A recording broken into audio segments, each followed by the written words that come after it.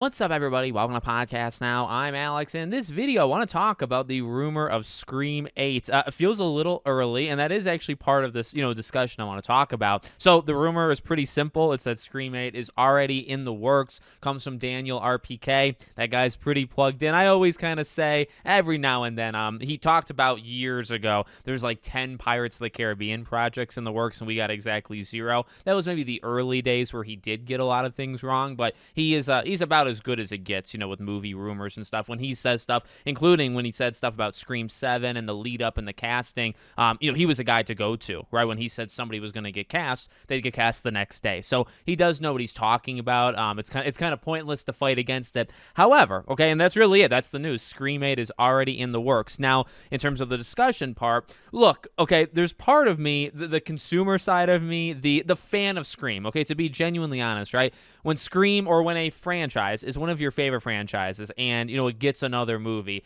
there's a part of you, or at least a part of me initially and immediately, that is excited. Like, I'm not going to hide that, right? If I heard that Scream 9 was in the works, I'd say, you know what, that's cool. Like, there's a part of me that gets really excited about that. Now, I will say, okay, to take a couple steps back, after the initial excitement, and then, you can go into speculation of like, okay, the Sydney trilogy is probably happening then, right? If you're already working kind of in the early stages of Scream 8, you expect 7 to do well. Now, we're going to get there. That's actually one of the negatives here. But if you look at it, in a positive way, Scream 7 does good. You're already looking, to make the next one. And I imagine, you're making Scream 7, 8, 9. And it's, a Sydney trilogy. And then we see where we go from there. I imagine this would kind of be it. Maybe they pull like a Halloween type thing and, they're doing it for Scream. Maybe not forever for Scream, but probably in terms of like Neve Campbell and Sidney Prescott, you imagine like 7, 8, 9, this would probably be it. But, again, it gets a little ahead of ourselves, I feel, to go that far because you still have a year plus until Scream 7 comes out. And then, you imagine maybe if you do it yearly, yeah, but even if you do every 2 years, like you're looking 3, 4, 5 years out before you get to the end of this trilogy, right? So it is far. A lot of things can happen. Public opinion can change. The quality of the movies can change. And I guess, that actually kind of leads to the negative part of this discussion, right? I mean, it's not even necessarily negative. It's more like, again, being able to push the brakes a little bit and to say, all right, hold on. Now, again, there's part of me that gets excited. And you say, okay, you can look at it confidence-wise. Cool, you're already doing a Scream 8. You feel confident that Scream 7 is going to land. But what if it doesn't, right? And I mean, I think because of the way Scream is now, social media-wise, with mainly like the Melissa Jenna thing, anti-pro, all that stuff. I saw a lot of comments talking about how if Scream 7 bombs, or when Scream 7 bombs, that they'll have to like go on their knees crying, to Melissa and Jenna to try to get them back.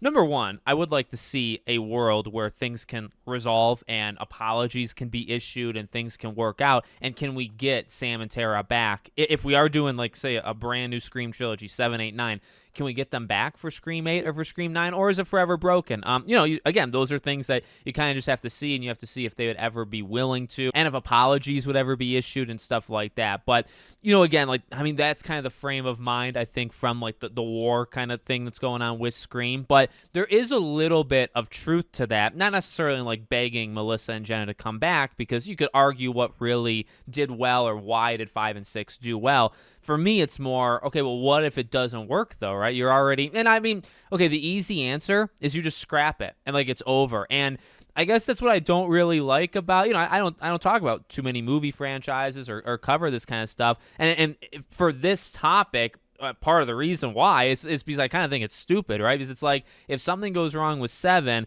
all this work, say all these rumors or all these, confirmations even of like, okay, well, Scream 8's going to do this, or it's going to do that, or it's going to be the next movie in the, Sidney Prescott new trilogy, stuff like that. And then 7, does $95 million in the box office. And then within a day, right? One day, all of these years of rumors, right? Scream 7 is not even out, okay? It comes out a year and 3 months from now. And you're hearing about Scream 8. And we will be hearing about Scream 8, I imagine, until 7 comes out. And in a blink of an eye, in one day, the whole thing could just be canceled. And I mean, I guess that can happen with like games and other things. Like, when you make projects, when you make movies, when you make games and stuff, if you're planning a franchise or if you're planning sequels or if you're planning a trilogy, yeah, you imagine that stuff is in their head when they're making even the first thing. And you got to just be careful with that. I would say from my experience, like in gaming, but also movies, like, if you get too far ahead and you get to like almost expectations, right? Like expecting yourself to get to 8. In a way, I get it. There's confidence there. But also it's like, well, if you just expect 7 to do good and you're not going to put in the time and energy there because you're so focused on just really drawing or like stringing us along, drawing the whole thing out, right?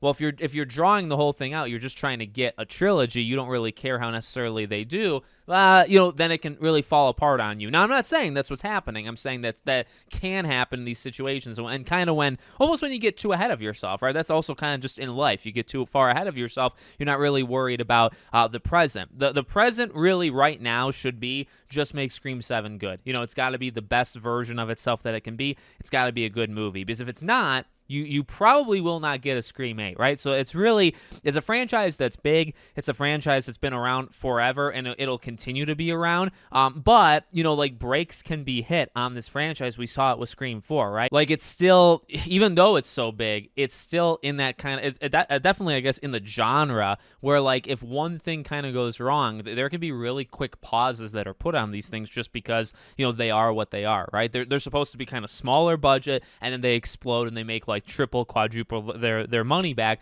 If they don't, then certain things start to happen that we don't really want to happen. So, my focus is on Scream 7, but it is exciting that they're already planning the future. Again, though, just you got to be careful about getting too far ahead of yourself. But just wanted to kind of give you guys my thoughts on it. You let me know what you think in the comments. Make sure, as always, you're subscribed to the channel, bell icon turned on, and I hope to see you all on the next one.